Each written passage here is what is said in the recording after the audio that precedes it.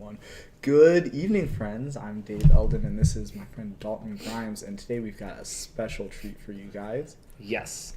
Now, the special treat is somewhere in my hand, David. Yeah? Which one is it? I mean, you're allowed to bluff about stuff like that, so hypothetically, neither one of them could be a special treat. You're right. It's But clearly this one. That would be traumatic visions. Yeah. I'm sorry, that is not the special treat, With David. force of will? No, it was peak. You think you just have a force of will lying around your house? You don't know who you're dealing with, apparently. So, David, what would happen if there had been a force of will in these cards, and maybe it got into my hand and was not accounted for? Yeah, that is among the worst segues we've used on this show. Usually do the segues. I'm really bad at this. Yeah, you gotta. It's a skill. You gotta.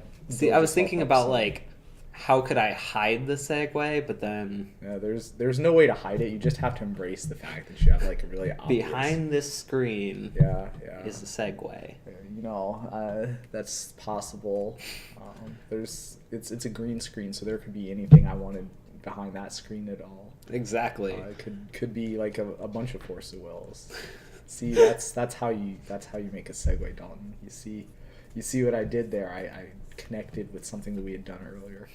So okay, we're gonna be if you hadn't gathered what we were talking about, we are talking about hidden card error, or maybe looking at extra cards. There's some very similar infractions, and before we did a piece on either one of them individually, Dalton, we were gonna make a piece about both of them together. Is that the idea here? Oh, drawing extra cards? No. Oh. No. That's not a thing anymore. We don't have that. But it's like both of them together, right? No. Oh. No, looking at extra cards was its own thing before drawing extra cards became made obsolete. So Yeah. hidden card error is the same thing as drawing extra cards. Mhm. Or at least it fills the same role. But looking at extra cards has always been its own infraction. The issue is that some of the things that used to be looking at extra cards kind of also got subsumed into hidden card errors, and so we're gonna delve a little bit into that. You see what I did there? That was another really excellent pun. So yeah, we're gonna delve a little bit. We're not talking about delve. Yeah. You see what we did there, though. There might be some delve cards today. We'll see. We'll see. So what's the first thing that we want to talk about is like maybe describe what the differences is. Yeah, of course. So for those of you who are not familiar with the infraction procedure guides, this is the document we use. Wait, do you know which section it is? 3 point. No way. No, it's 2. All the gameplay errors are 2 point. 2.3 and 2.4. It's pretty close. We'll give you partial credit on that one. So 2.3 is hidden card error. 2.2 is looking at extra cards. Okay. So we're a little bit off. I was halfway there. But yeah, that's pretty close. We'll So give you partial credit. The infraction procedure guide is what we use to fix issues that pop up in games at competitive rules enforcement and professional rules enforcement level tournaments. Looking at extra cards and hidden card error are both gameplay errors, which means that if a player were to get 3 of them at a tournament, the third and any subsequent offenses of the same type will count as upgraded, which means you'll receive a game loss instead of a warning for these.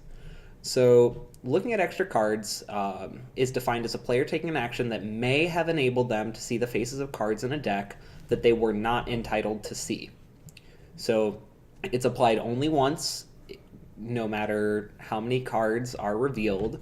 If I accidentally knock a card off the top of my library and I see 1, that is the same looking at extra cards penalty as if I were to accidentally flub cards out of the deck while shuffling and spill out 3. So that is what looking extra cards is. Hidden card error, on the other hand, is defined as when a player commits an error in the game that cannot be corrected by only publicly available information and does so without their opponent's permission. So that specific part right there, without their opponent's permission, is very important when assessing hidden card error, as it usually tends to be the difference between hidden card error versus a game rule violation. And this infraction only applies when a card whose identity is known to only one player is in a hidden set of cards both before and after the error. So hidden sets of cards include things like the library, the hand, or possibly... What are you going for? Why did you stop talking? Because I feel like you were looking at something specific that I needed to know and not say the wrong thing. Yeah. Or possibly other sets of cards that may be created in a game of Magic. For example, Collected Company. Yeah. So, like with Collected Company, you look at the top 6, and only you can see what those 6 cards are. Mm-hmm. So, for example, if you were to add an additional card into that set, that would be a hidden card, identity known only to you, and it would be before and after the error. It's in a hidden set of cards. Mm-hmm. So we'll talk about the significance of all of these, by the way, all these subtle phrases and clauses, because this is a very dense document.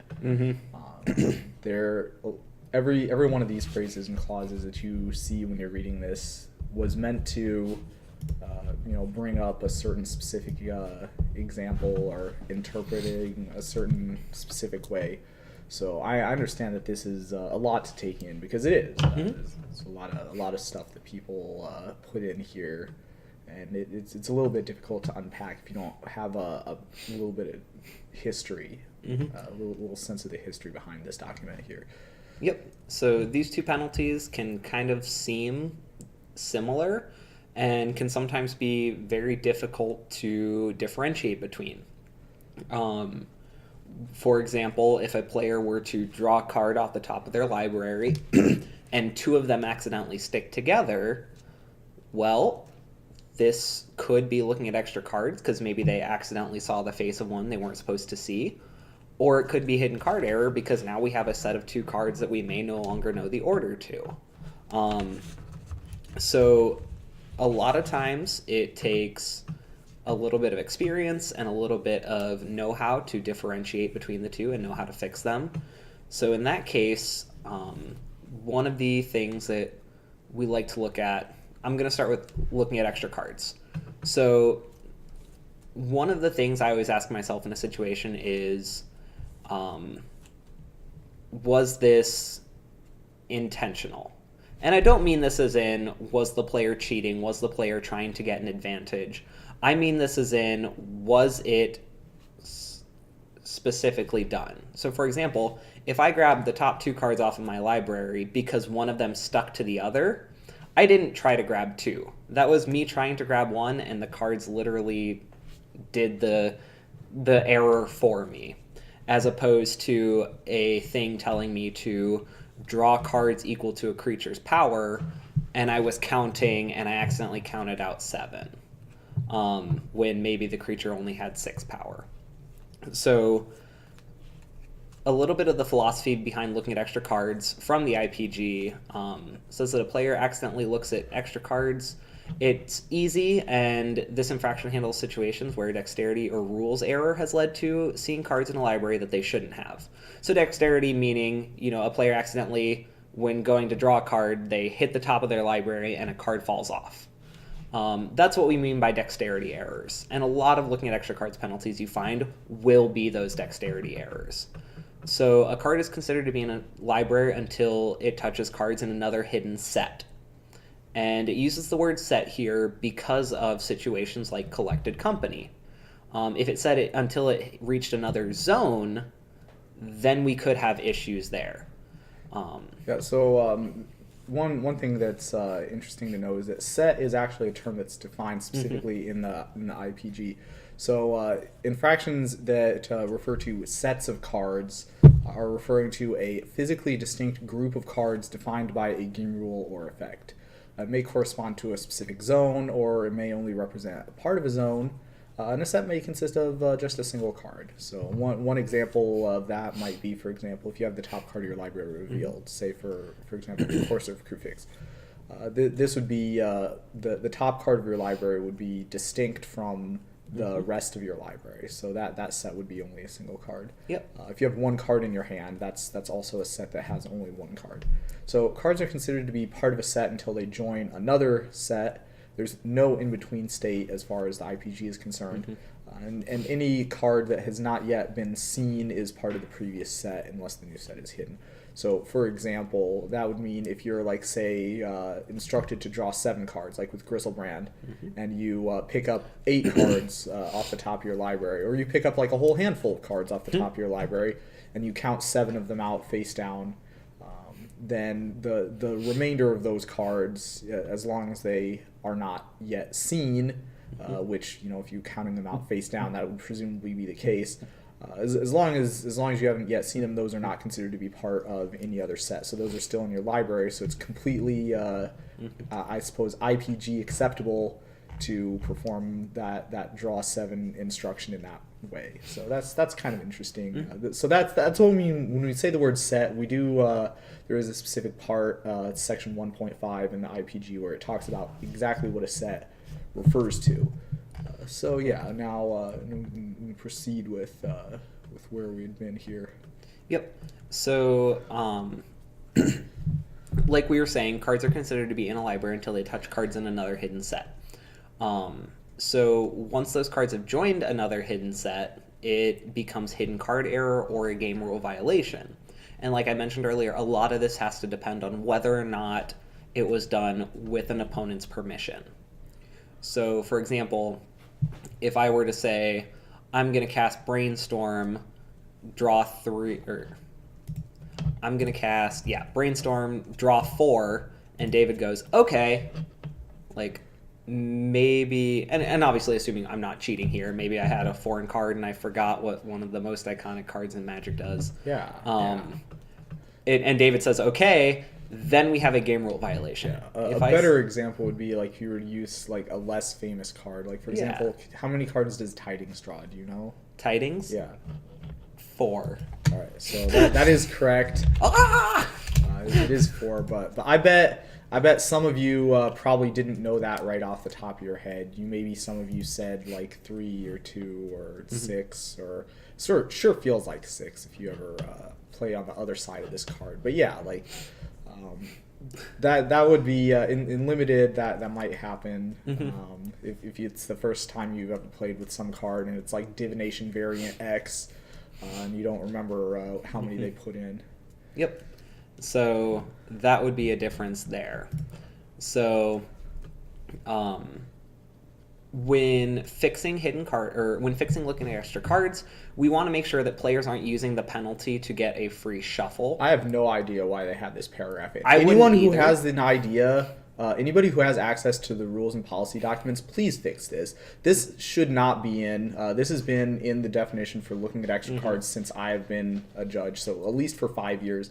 There is no connection that this paragraph has with anything. It's all very, very much obvious information that doesn't clarify anything, and all it does is confuse people. So please take this out.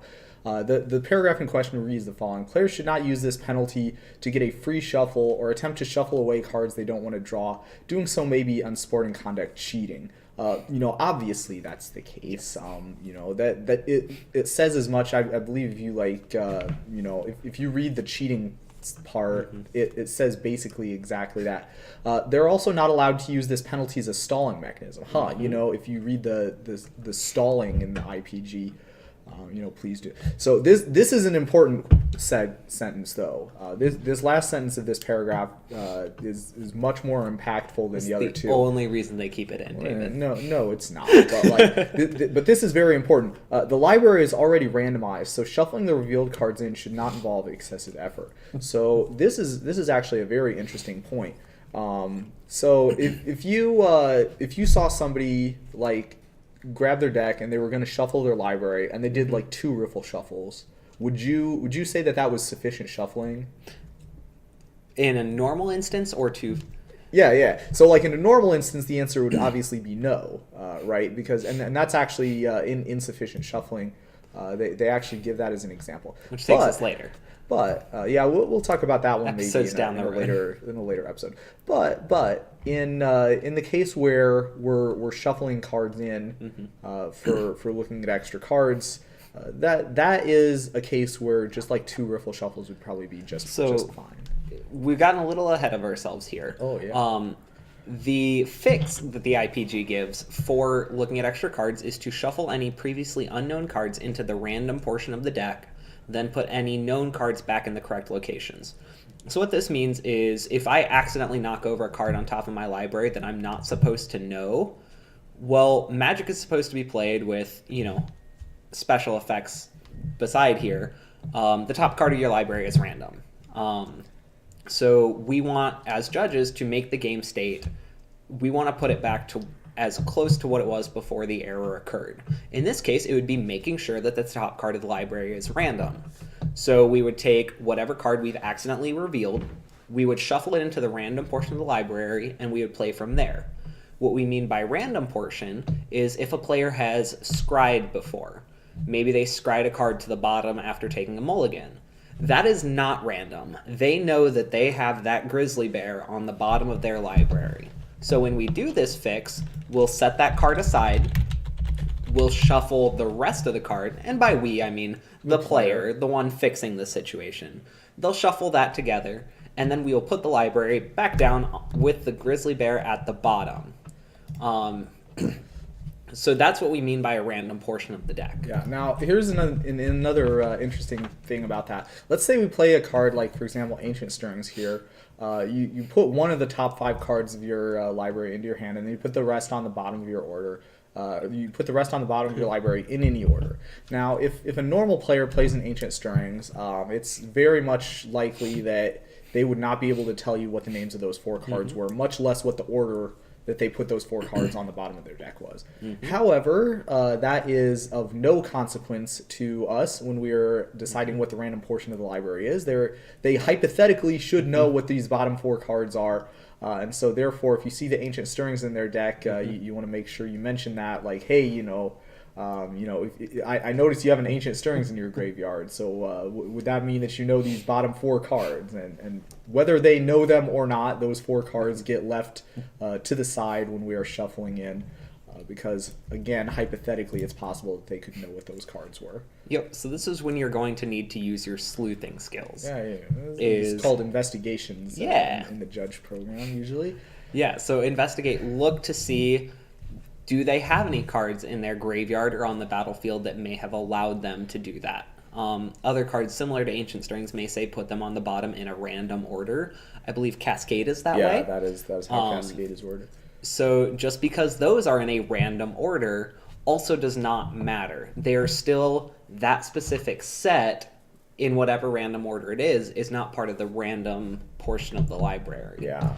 And that's where you may get into some issues. I say, hey, David, how many cards did you exile with this Bloodbraid Elf before you hit that thing? Yeah, I think you meant to say with that Violent Outburst. Yeah, how many cards did you hit with Violent Outburst before you finally got to your Living End? Living End card, yeah.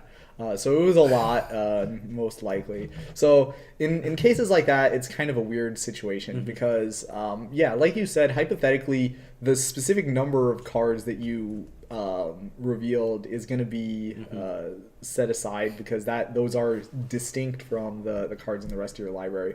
But that being the case, it's very unlikely that a player is going to know for how many they cascaded with a Bloodbraid Elf, let alone with a Violent Outburst or some card from Living End deck where it's going to be like half their deck. It was about this many.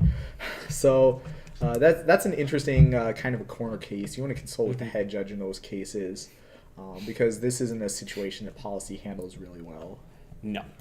So that's one of your big concerns there. Yeah, if I was the head judge, by the way, as long as neither player said that it was a reasonable, as long as both players could agree on approximately how many it was, I would consider, setting aside approximately that many cards.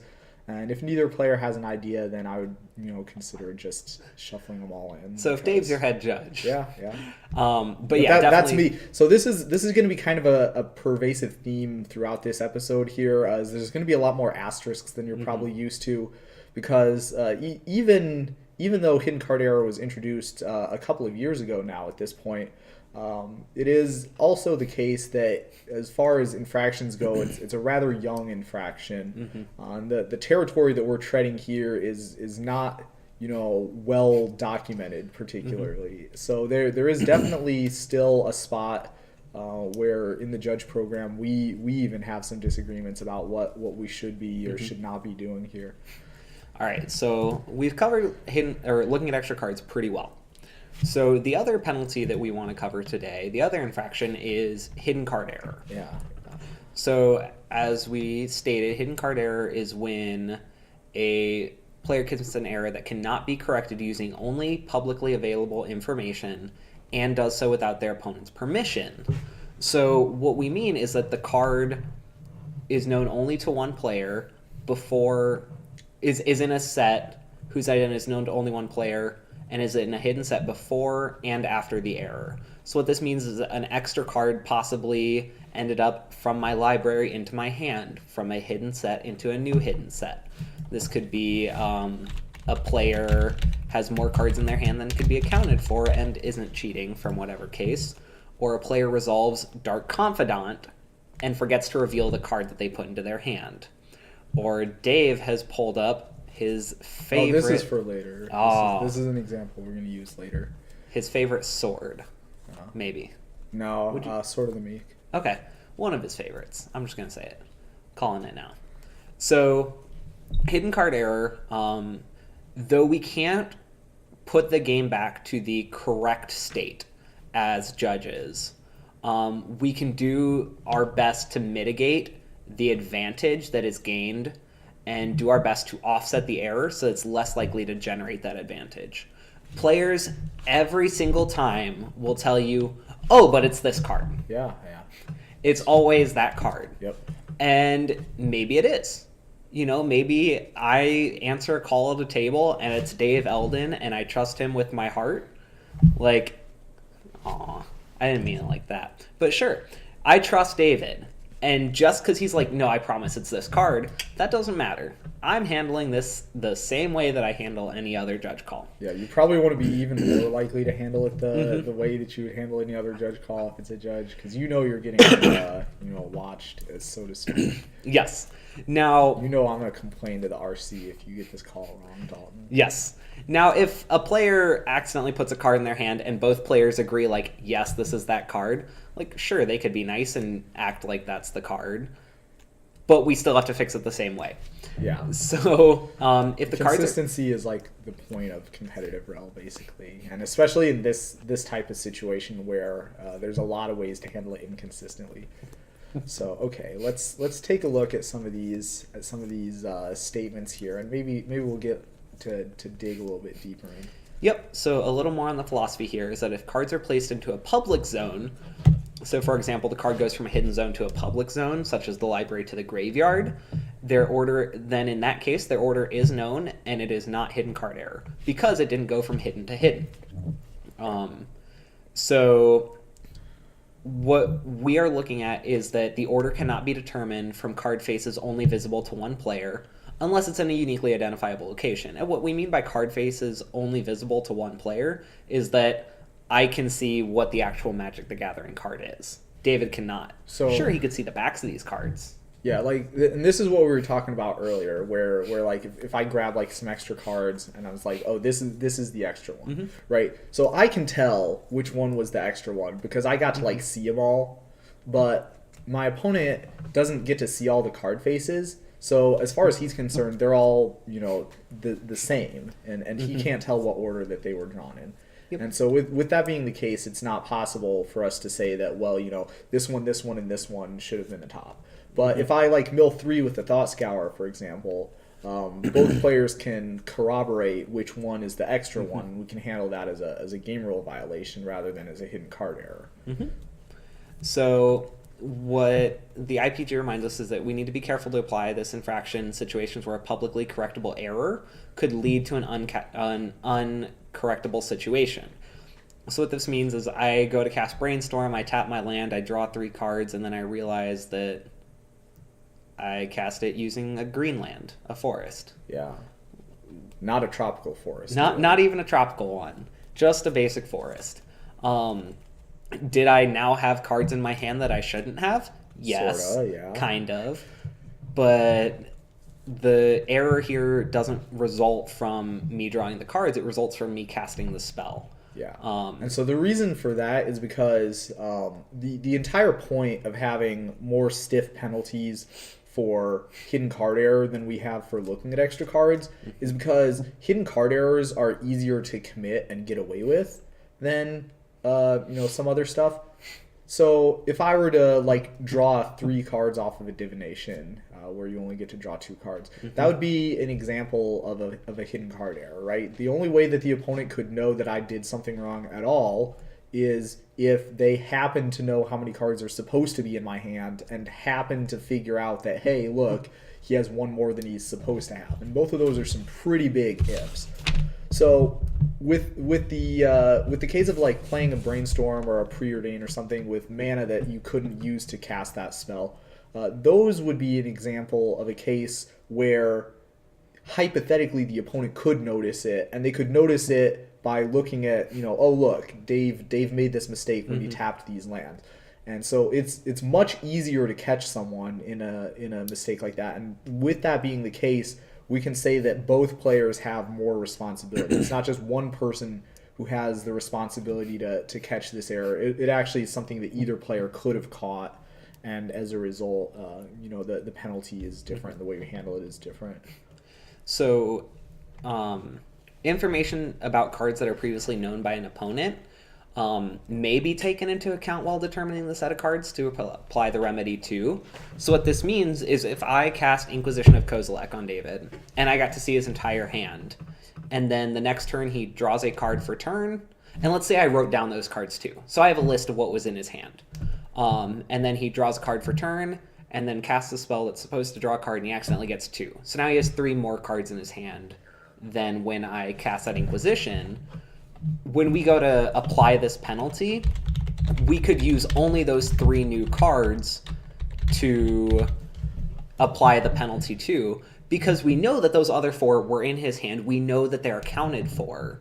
We know that one of those isn't the extra. Now, yes, there could be another copy of it, but it gives us that ability to work with that. Yeah, so another card that this came up with was this one in Standard when we had the Dragon Lord's Prerogative.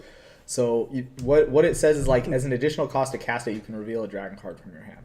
So let's say we play the Dragon Lord's Prerogative and we reveal Dragon Lord Ojitai. That's which one it usually was Ojitai. Occasionally it would be Silumgar sometimes. But anyway, you play this card and now you draw your 4 cards, but you accidentally draw 5 cards rather than just 4. So oopsie.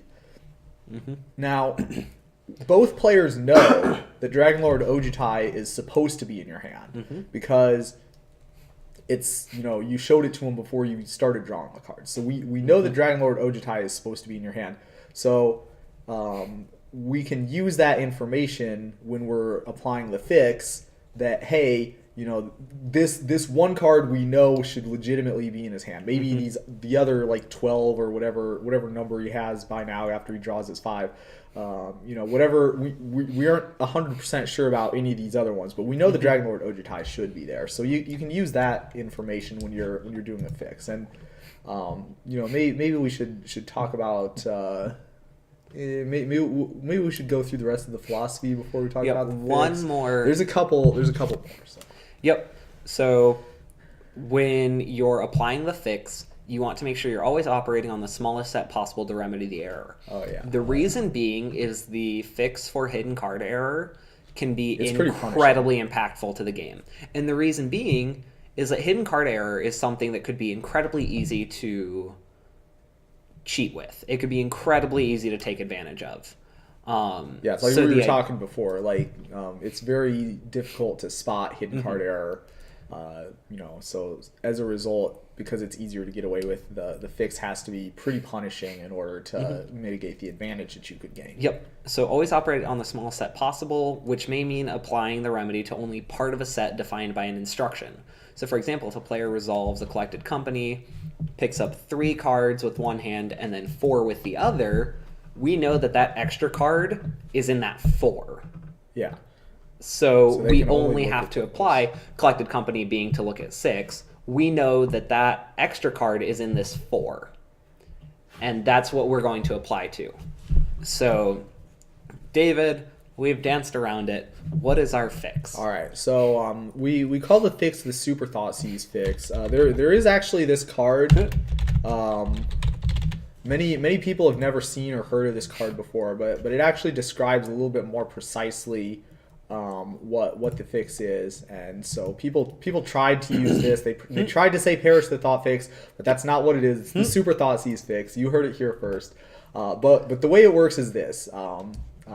What you do is you I want to read it exactly, but I guess maybe that's not going to work. So if a set affected by the error contains more cards than it is supposed to contain, this is usually going to be the case, by the way. There's some other like hidden card errors that get resolved in a different way. This is what it usually is. Usually what happened is a set that's affected by the error contains more cards than it's supposed to contain. And so the player reveals all of the cards that are in the set of cards that contains the excess to their opponent, and the opponent chooses a number of previously unknown cards sufficient to reduce that set to the correct size. The excess cards are returned to the correct location. If the location is the library, they get shuffled into the random portion, unless the owner previously knew the identity of the cards that were illegally moved, and then that many cards chosen by the opponent are returned to the top of the library instead. For example, the example they give is if Sphinx of Jawar Isle, which is another, like, you can look at the top card of your library card anytime. If you wanted to go, like, in standard, you could use, like, the explosive, whatever it's called. Experimental Frenzy. Experimental Frenzy, yeah. So if you were to go back, if you have Experimental Frenzy in play, you put it back on top rather than shuffling in, because, you would have known that card. You should know what it is. So, okay, I know that was lots and lots of words, and I know nobody, like, followed me through because it's not, like, humanly possible to do something So, David, what's the English? Yeah, okay, so the English is this, right? Like, you drew too many cards. You have one more card in your hand than you're supposed to have. So you Dragon Lord Prerogative, and you drew 5. Yep. One card, which is the number of extra cards that you have, gets shuffled into your library, and it gets shuffled into the random portion of your library. And that's why they were trying to say perish the thought, because that's exactly what this card does. If you've never seen it before, that's what it does. But yeah, so that's how you do. And again, it has to be previously unknown cards. And so that's why if you reveal the Dragon Lord Ojutai with the Dragon Lord's Prerogative, then Dragon Lord Ojutai is safe. Because we know the Dragon Lord Ojutai is supposed to be in your hand. So the opponent can't say, well, this is the extra one. It was Dragon Lord super, only win condition that you probably play. So yeah. Yep. Awesome. So we do have upgrades for hidden card error. Oh goodness, yes, we do. So this is another thing. It used to be you lose the game. That's what it used to be. Drawing extra cards, you lost the game. Yeah. So if any of this stuff seems harsh, just remember, it used to be a game loss. It could be a game. Yeah. So it has one upgrade for hidden card error. Yeah. Here's a hint. It uses a mechanic that we really wish they would stop going back to. So if a face-down card cast using a morph ability... Who knows a morph card? I was going to, bring one up, but I literally can't think of any of my, bulk morph cards. Deathless Raptor. No, that's not a bulk card. That has, lots of text. No. Keep reading. I'll get us a proper example. If a face-down card cast using a morph... Chroma. Angel of Wrath. Fury. If a face-down card cast using a morph ability is discovered during the game to not have a morph ability, the penalty is a game loss. If the player has one or more cards with a morph ability in hand, they have not added previously unknown cards to their hand since casting the card, and they discover the error themselves, the upgrade does not apply, and they may swap the card for a card with morph ability in hand. Yeah, okay. So this is the one that we're choosing. Witness of the Ages, a very nice vanilla morph creature that has no other abilities to muddle things up here. So in English, what this means is I say, hey, David, I'm going to morph this creature. Yeah, I pay 3, put it face down in front of me. Yep, that's how I look at my hand and I go, oh, shoot, that was the wrong card. I meant to put this one. Yeah. That's an example of the upgrade not applying. I accidentally put the wrong card. Silly me. Silly dog. Where this usually comes into play is David has a morph creature and I cast unsummon on it. I return it to his hand. David has to show me what the morph is. We both get to know what that morph card is. And if David looks at it and goes, nope, and puts it in hand, that's really fishy. Yeah, if we call a judge over and Dave does not have a morph card in his hand, that's pretty shady. That's very shady. That's real shady. So if we assume that he wasn't cheating there, then the penalty is upgraded to a game loss. Yeah. Or, even if you like have your morph card like trade in combat or like do anything else and it ends up not being a morph card, then that's kind of shady. So yeah, Yep. like we said, if they notice that their morph card doesn't have morph, then maybe they wanted to turn it face up, and they're like, okay, we'll turn it. Ooh, that doesn't have morph. So if they realize, or maybe they play the thing and then they pass turn and they're like, hey, why is this card that I played still in my hand? And then they look. So in those cases, and with the fact that the player hasn't added any cards to their hand, so we can't say that, well, maybe they drew that morph card that turn and maybe they cheated earlier and they just really needed a 2/2 or something. So with that being the case, we know that they didn't add any cards to their hand. That means that they couldn't have cheated that way. So the potential for abuse is low enough that we just let them switch and it's a warning. Yeah. So, yeah, that is the only way to upgrade this without getting 3 of them. Yep. Which is probably a more likely way to upgrade. It used to be, by the way, again, that if you played a morph card and it was discovered at some point that it didn't have morph, then you got a game loss. It also used to be the case that if you played a morph card and forgot to reveal it, that was also a game loss. And people did not like that because there were a lot of game losses that got handed out the last time morph cards were in standard. And so we finally changed it to what we have now. So now it's a warning if you forget to reveal because it's hidden card error. Yep.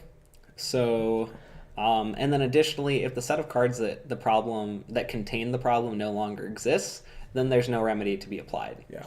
So, for whatever that's worth, if you Coco for 7 and don't realize until after Coco is done resolving, then it was only 6. Yeah, then you or your opponent should have been more on the ball and called a judge at that point, because after that's done, then we're not going to take the 5 from the bottom, the 2 creatures on the battlefield. Yeah, that'd be tough to do. That'd be tough. So that's looking at extra cards versus a hidden card error. We did it. Yeah. Any questions in the chat about the difference between those two? Han Clinto? We're gonna get to that. What? Don't you worry. What? Trusting me with all your heart? No. Yeah. So, if you don't have any questions in the chat, don't worry. We came prepared. I have a quiz for David. Why is it always a quiz for David? Because you know how many questions you've asked me over the years? Yeah, but from your website and from it was fun, wasn't the show. See, this is Dave quiz time. Yeah, it was which fun. Is really upsetting because I know he's just going to get all of them right. Why is that upsetting? I think that should be the baseline, right? If you're a judge, and then I'm going to feel bad because I've gotten them wrong, and Dave. I mean, I was the first one to get a question wrong on this show. Just remember that. Cave Tiger? Yeah, the Cave Tiger. So, I will say that if you're at an event where David is a judge, this is good that he's not going to get any wrong. Okay, now we're just building it up for when I do get one wrong, and it's going to be super embarrassing, right? Oh wow, the paper is green. Hold it up again, Dalton. Look at that, the ghost paper right there. Okay. That's my camouflage, so Dave can't read the questions. Yeah, see, because we have a green screen, right? All right, Dave. You and I begin shuffling for round 1. I love shuffling. I'm shuffling my deck, you're shuffling yours, and then I drop 3 cards on the table. So this is your deck, right? Yep, my deck. Yeah. What do we have? Nothing. Just put them back in, keep shuffling. But Dave, I revealed cards. Yeah, that's legal. You can look at cards. in your own deck. Yeah. So this is the serious answer to that question, right? Like, let's say I'm gonna shuffle my deck, right? And while I'm shuffling my deck, I'm like, hey, wait, did I forget to desideboard? And I start like looking through my deck, right? Okay, so that's fine, right? Everybody agrees that that's fine. So it's clearly legal for you to look at cards in your own deck. Yep. Now let's say we like do something else. Let's say I'm like shuffling my deck and I'm like, hey Dalton, what if we like both agree to say what deck that we are? And to make the matchup like more fair or something. Yeah. Right? So Dalton's like, yeah, sure, that's fine. And I'm like, okay, I'm playing KCI. And he's like, okay, I'm playing Tron. Is that legal? Is it legal to do that? Yeah, that's fine. And in fact, it's legal for me to like find a KCI to show to him, and him to like find an Urza land and show to me, so that we both like know that we're telling the truth. Yeah. It's legal to show cards to your opponent that you're legally allowed to see. So Hey Jeff, hey David, I'm playing Tron. Will you scoop to me? that's legal too. That's also legal. That's as long as it's not like I'll trade you some of these like Tron lands, which are preposterously expensive nowadays, for free if you scoop to me. You can't do stuff like that, obviously.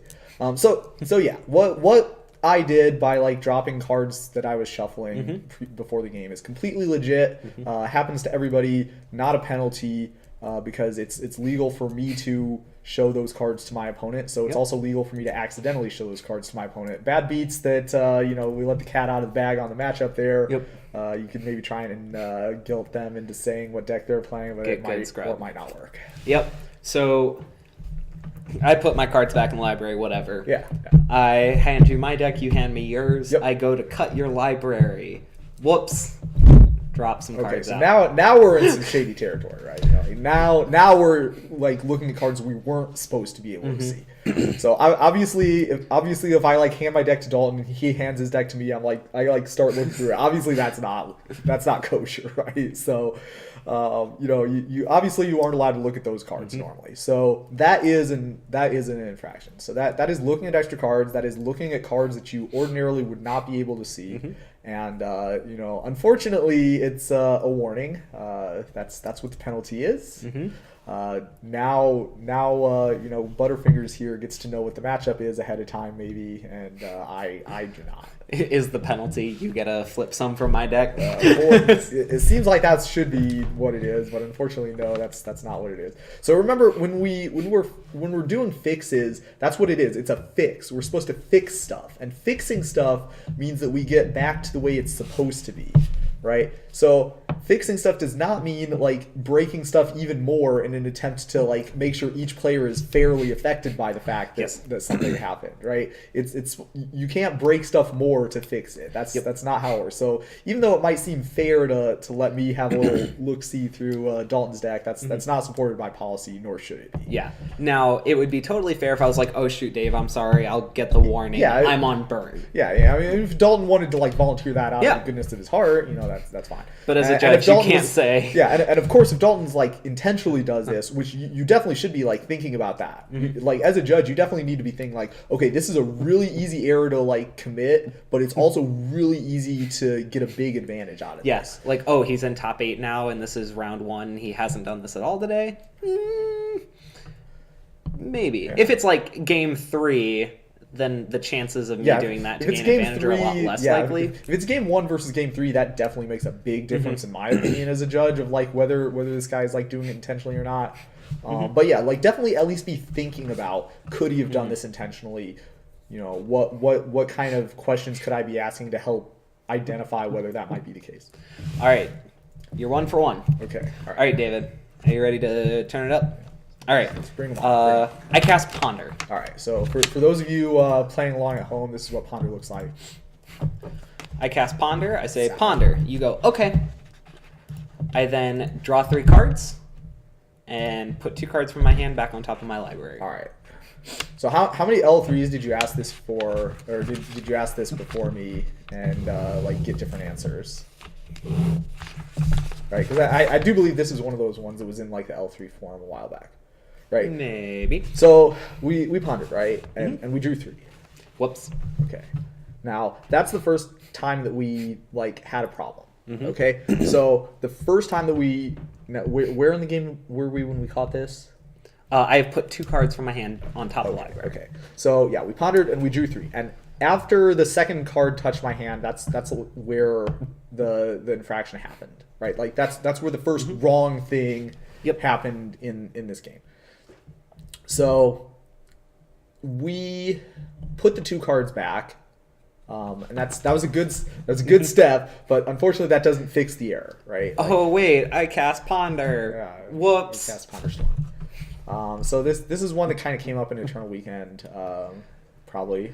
Yep. I'm assuming it was on the Eternal Weekend quick reference sheet. Yeah, and I do believe. Thanks, Eric and Eric. Yeah, I do believe the level 3s spent some time kicking this one around in their forums before they like came up with the right answer. With what the right answer because is it seems really easy what you want to do. Like obviously you want to fix it. You want to cast the right spell. So what we obviously want to do is we want to fix it. So like the most straightforward way to fix it would be, okay, I'm going to well, obviously we put the 2 back. Put the 2 back in the So we hand. grab the 2 that are on top of the library. Yeah. And we put them in hand. And then the opponent can see my hand, and they can see, you know, they're the one who gets to say, like, okay, it's these 3 cards is what you like saw with Ponder. Yep. And that's what the Ponder is now. So now we're resolving Ponder normally, but with those 3 cards instead of with whatever 3 cards it's supposed to be. Yep. So I could either then choose to what? Put 1 in my hand, and could I shuffle? Can I? Yeah, like my personal opinion with this question is you should be able to just continue resolving Ponder. Yep. So like you aren't like locked into having like chosen to not shuffle and just draw those. You get to resolve the Ponder completely normally after that point. It's just like normal Ponder. So don't do it. Yeah, don't do that. That's a tough one. Judges just get like stumped on that question a lot because it's something that's kind of weird. All right, what else we got? All right, awesome. 2 for 2. I draw my card for turn. Great. I look at my hand. So I'm on the play. Okay. You play for turn. I kept my 7. I draw a card. I look at my hand. I'm like, oh wait, that's 9. I think 2 cards stuck together. We drew 9 cards to start? No, I had 7 in hand. Okay. Drew my card for turn. Okay. And I look and I go, wait, that's 9. Yeah. These 2 are sticking together. Okay. So this is like pretty reasonable. So first of all, I wanna call everybody's attention to one specific thing in the MTR. Oh jeez. It's gonna like cause me to it's actually in the IPG, by the way. Don't pay any attention to this. So this is something that used to be a mulligan procedure error, which is defined as a player who makes an error as part of the mulligan process. But now that they changed it to mulligan procedure error instead of mulligan procedure violation or whatever it used to be called, part of that is this infraction does not apply to errors made once the pregame procedures are complete. So this is not mulligan procedure error. This is in fact hidden card error because the pregame procedures are complete. So again, it is hidden card error because the cards that we the extra cards that we drew have joined with the rest of the cards in our hand, and so now the cards are like they're in a hidden set before and after the mistake has happened. So, but David, it was a dexterity error. Yeah. Okay. So here's another interesting point. So hidden card error says right in the thing that it does not apply to simple dexterity errors, such as when a card being pulled off the library sticks to another card and is seen or knocked off the library. All right, so that is true, and it's kind of misleading. Yes. Because there definitely that language has led many people to believe that situations of this type should be handled as, for example, a game rule violation. But the powers that be have decreed that this is not the case. Yep. So what that applies to is I go to grab cards off the library, and I have these 2 here, but they have not yet gone to my hand. So, yes, technically this is a set. I have 2 cards. This is my set of cards. But because it was a dexterity error and they haven't joined a new set, they haven't gone into my hand, that's where the distinction here applies. I would say in transit. Is gonna be my FYI, best. if you were reading this document, it sure as heck looks like this should not be a hidden card error because of exactly this. The exact text says, this infraction does not apply to simple dexterity errors, such as when a card being pulled off the library sticks to another card and is seen or knocked off the library. I believe that the reason this does not fall under that sentence is because it's not a simple dexterity error. It's a more involved dexterity error where the dexterity error involves the cards joining another set rather than just like leaving the top of your library. Yep, the portion of the IPG there says being pulled off the library sticks to another card and is seen or knocked off the library. It doesn't say sticks to another card and joins another set. Yeah, and so look for this to be changed in the future. I have reason to believe that the people who have the authority to change this stuff are looking at this and know about the confusion that this sort of thing happens. So yeah, definitely look forward for those changes and keep posted, and we will talk about those on the show when and if they occur. I will say that I'm calling HCE every time. Yeah, okay. In that case. What else we got? All right, that's 3 for 3. Fantastic. So I have my fantastic card whose name I forgot that starts with a C. This it is one? Catacomb Sifter. Oh, Catacomb. Catacomb. Yes, one of my favorite. I don't know what it is about this card. Pretty sweet card. It I looks definitely great. scryed a lot with this card in my day. I don't know what it is, but the way that the gold color on top looks with the art of the card and the green and the black, it's beautiful. It is beautiful. So anyways, And beautiful Catacomb and like Sifter. multi-armed, weird-looking thing. Yeah. Right? So Catacomb Sifter has an important piece of text down at the bottom that says, whenever another creature you control dies, scry 1. Yep, sure do. So I have 2 creatures die in combat that are not Catacomb Sifter. 2 Alright. other creatures. Yeah. I have 2 triggers. Yep. This creature died, scry 1. This creature died, scry 1. I go, sweet. Grab 2 cards off the top of my library, put 1 on top, 1 on bottom. All right. So, why did you do this? Because I was scrying 2. So that's not what this card says. Well, I scryed 1 twice, so you just scry 2, right? All right. So this is actually important. This does kind of make a difference. And again, it makes more of a difference than just the you should always investigate, because that's a good idea to do. So if we read the hidden card error, I'm sorry, the looking at extra cards text, a player takes an action that may have enabled them to see the faces of cards that they weren't entitled to see, and it looks like that. I think. So once these cards have joined another hidden set, yeah, that's kind of boring. Oh, here we go. A dexterity or rules error has led to a player seeing cards in a library that they shouldn't have. So that's kind of interesting, right? Would this qualify as a rules error?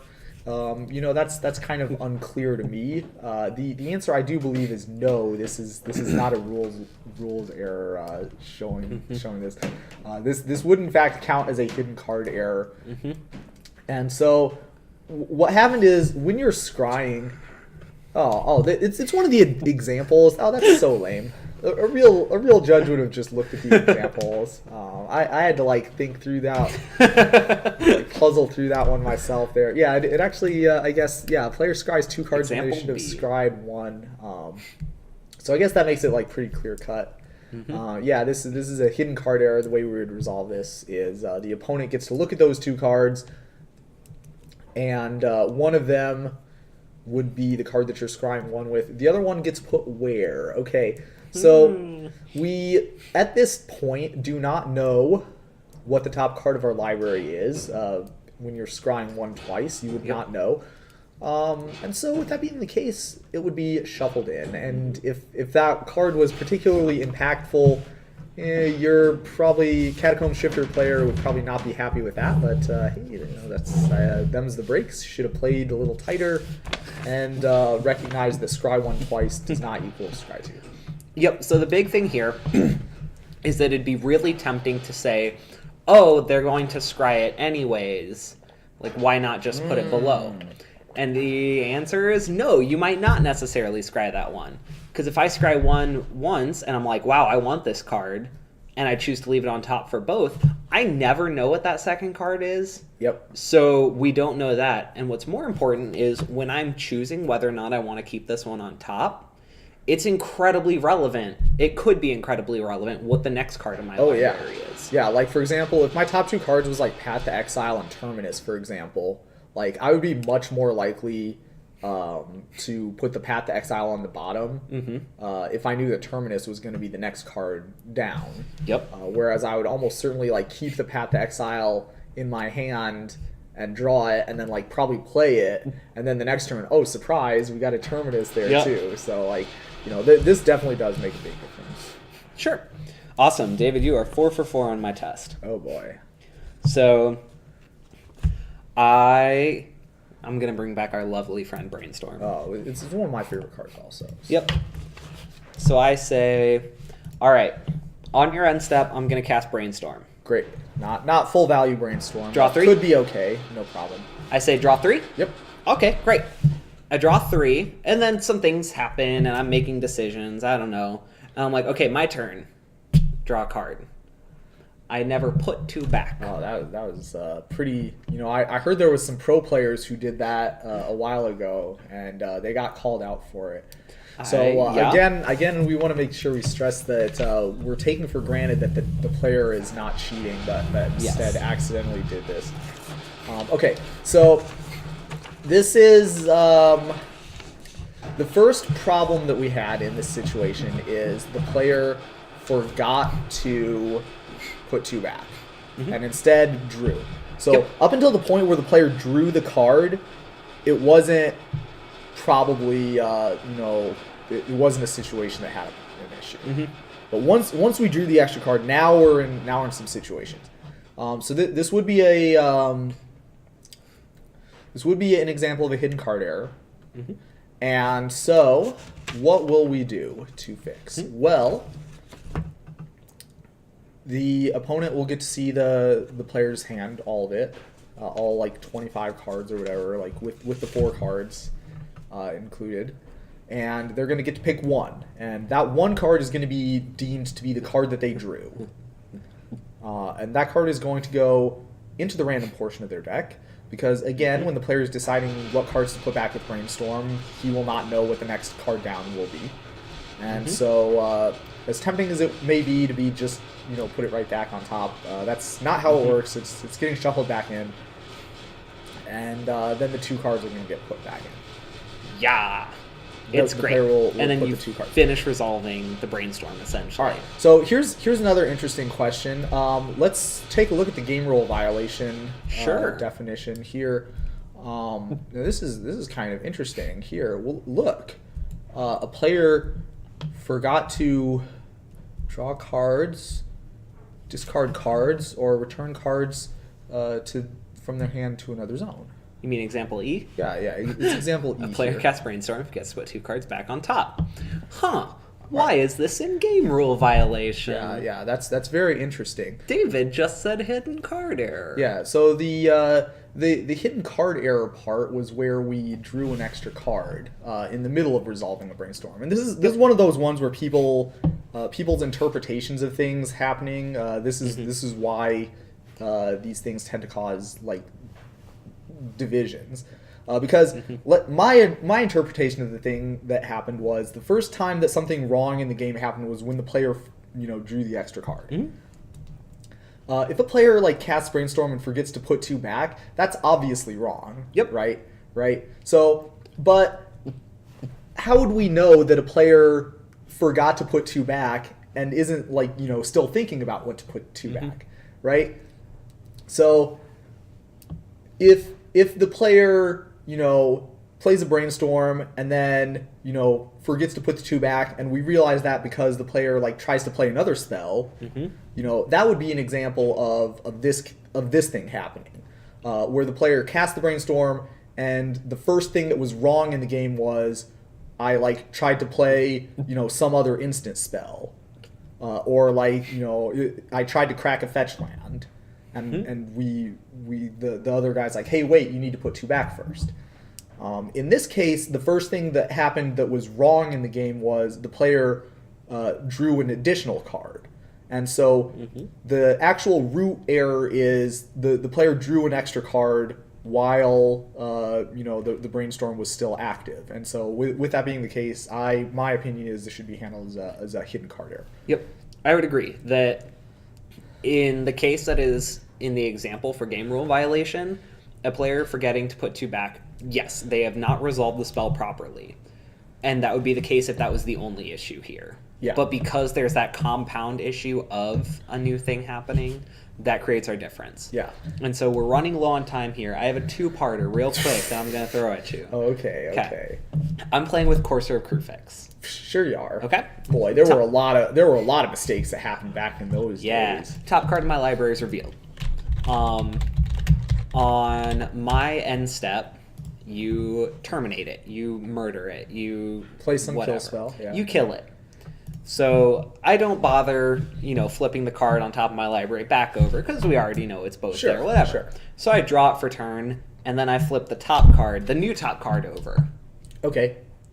But I don't have a Courser anymore. The Ghost Courser. Ah, yes, Ghost Courser. Yep, this one happened quite a lot when this card was in Standard, believe it or not. I can't imagine why. Yeah, it was shocking how often it happened. This is the first and only time I've ever had a gameplay error get upgraded was because of mistakes like this. Ooh. So someone got 3 looking at extra cards over the course of the over tournament. the Courser of the tournament. Okay. So this is a looking at extra cards. The problem is that the player looked at a card that they were not supposed to see. And so, as a result, it would get shuffled into the rest of their library, the random portion of their library. Great, perfect. I agree with that. Okay. Part 2. Oh, geez, well, that was pretty easy. Part 2. Look how well I've taught him. I have Courser of Crewfix out. Yeah. Okay. I cast a spell that says draw 2 cards. All right. I take the one that's revealed, put it in hand. Then I take the next one down, don't reveal it, put it in hand. Then flip the top card over. What's wrong with that, Dalton? What could possibly be wrong with that? Okay, so for those of you who are following along at home, the problem is that when you draw 2 cards, that instruction is performed by drawing 1 card 2 times. So the correct way to perform that instruction with Courser of Crewfix out would be to put the revealed card in your hand, reveal the next card, put that card in your hand, reveal the next card, and then then you proceed from there. Okay. Yeah. So if it was put the top 5 into your hand, you'd have to reveal all. No. Yeah. No. Put the top 5 in your hand. Yes, for whatever reason, if it was put the top 5. If there was some card that said that, then yes. Yeah. You don't reveal them all. You only. But the action of drawing does occur as individual draws. Okay.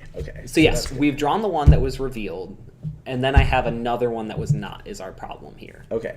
So that's actually kind of interesting.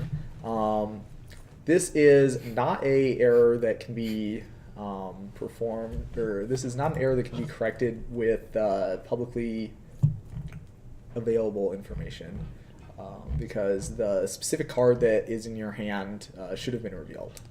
And the first time that something wrong in the game happened was when we put this card from our top of our library into our hand without revealing it. So this is an error in the game that cannot be corrected by only publicly available information, and did so without the opponent's permission. And sure. So hey, how about that? Let's see. It looks like this infraction only applies to, when a card whose identity is known to one player is in a hidden set of cards, both before and after the error. So okay, we're doing good so far. Doesn't apply to simple dexterity errors. Okay, sure. That's fine. So the one kind of interesting thing though is that it says to be careful not to apply this infraction in situations where a publicly correctable error subsequently leads to an uncorrectable situation. Okay, so this is like the brainstorm using green mana. So in those situations, the infraction is based on the root cause. Now the root cause was that we should have revealed this card, but we didn't, and that is still, there's no way the opponent could have intervened to cause this error to not happen, because the card went from up here to in my hand, and the first time something was wrong was when the card was in my hand without being revealed. So I would consider this to be a hidden card error. The way that I would remedy this is the entire set of the player's hand would be revealed to the opponent, and the opponent, would hypothetically get to choose which one would be, but it doesn't matter because the card is legally supposed to be in their hand, so that's fine. Yeah. So I had this happen at an RPTQ. Oh, really? With an I promised everybody that I did not know this ruling. This was not something that I knew beforehand. Yeah, so I had this happen with someone on my team at an RPTQ, and after talking to them, when I talked to them after the call, they said they felt as if they weren't sure they got the call right because it didn't seem fair. It's kind of weird. Kind of weird. It seemed like revealing your hand to the opponent in this case was too much information for the error that occurred, which I would agree with as a player. Like, them knowing my whole hand because I forgot to reveal one card seems like a lot. But the idea is that they wouldn't have been in that situation if they had played the game properly. Yeah. The only reason that we have to apply a remedy is because something went wrong. And so no matter how rough it feels, no matter how feel bad the situation is, the remedy must be applied when reasonable. Yeah. Obviously with game rule violations, you may leave as is, but yeah, there isn't a leave as is option for. There is not for LEC or HCE. So, congrats, David.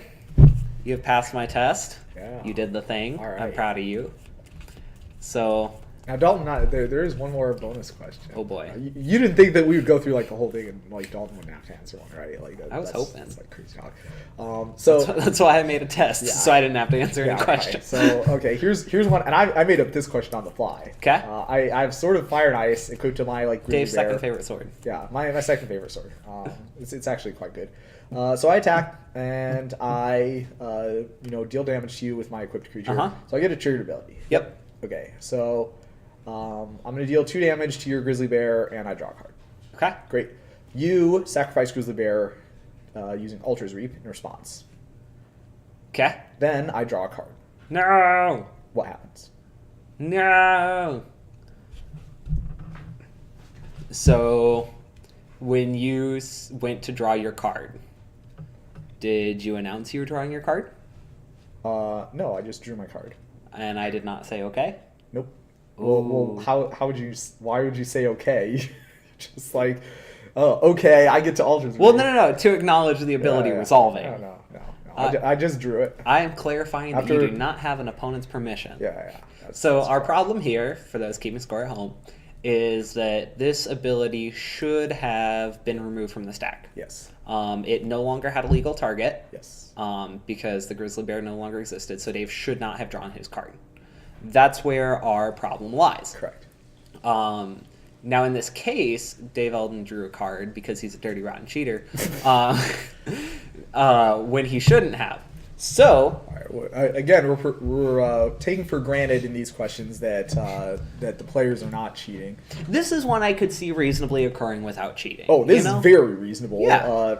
If you didn't have some judge to explain it to you, I bet most Magic players would not understand. Even the ones who knew what the answer was wouldn't be able to describe why flavorfully that is happening. It pretty makes sense. Yeah, pretty much. If you tell me that the ability would be removed from the stack, I'm gonna assume you know. I think that's stupid. You know what's going on. Yeah. So I legit didn't know. Yeah, For those of you, Dalton's looking at his phone so you can see the IPG. I had open IPG when I was doing these, and this is important. Even if you're really savvy judge, you should always look because looking at the IPG and reading is sort of like reading the card. It's important to do because it helps prevent you from making bad rulings. So I had open IPG when I was doing these. It might not have looked like it, but I definitely scrolled through. In some spots where I was not 100% sure what the exact phrasing of something was, and this is one of those things where the exact phrasing of stuff definitely makes a difference. Yep. All right. So I am going with, and This is just based on my... So player in this case thought that their ability resolved regardless, right? Yeah, Okay. yeah. I'm like, yeah, it says to do the 2 damage to Grizzly Bears and draw a card. Obviously, we can't do the 2 damage to Grizzly Bears, but I'm still going to draw a card. Because Yeah. that's what it says to do. So I would rule in this case that it is a game rule violation. Okay, Over a interesting. hidden card error. Interesting. Because our root cause is that a player resolved an ability that should have been removed from a stack. Yeah. That is what I'm going with based on my understanding of hidden card error and game rule violation. Yep. No, that's correct. So the way we remedy this is not the same. It may look like it's the same, but it's not the same.